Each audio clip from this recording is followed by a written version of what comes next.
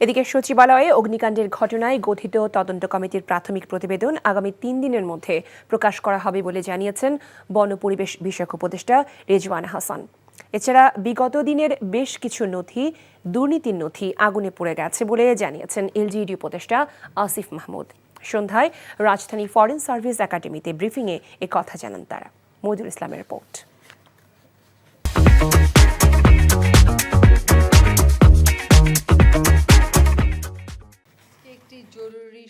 সচিবালয়ে রহস্যজনক অগ্নিকাণ্ডের ঘটনা সত্যিই কি দুর্ঘটনা নাকি ইচ্ছাকৃতভাবে তৈরি করা হয়েছে?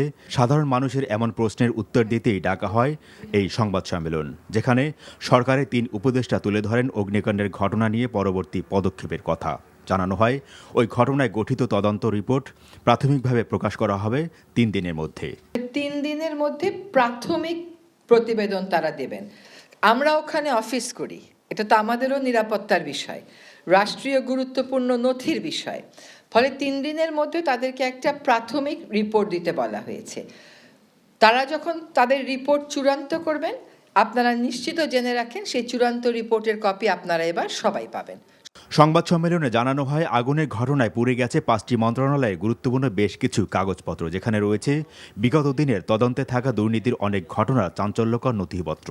মোট 5টা মন্ত্রণালয়ের নথিগুলো ক্ষতিগ্রস্ত হয়েছে। এর মধ্যে যুব ক্রীড়া মন্ত্রণালয়ের নথির কার্যক্রম অনলাইনে থাকার কারণে সেটা আমরা রিকভার করতে পারবো, কিন্তু স্থানীয় সরকার পরিচালনা সমবায় মন্ত্রণালয়ের কার্যক্রম পুরোটাই অ্যানালগভাবে হয়, পুরোটাই ফাইলে হয়। সুতরাং যেই শাখাগুলোর নথিগুলো আসলে পুড়ে গেছে সেগুলো কতটুকু রিকভার করা যাবে সেটা ক্ষয়ক্ষতি নিরূপণ করার জন্য আমাদের মন্ত্রণালয় পর্যায়ে একটা কমিটি আমরা করেছি।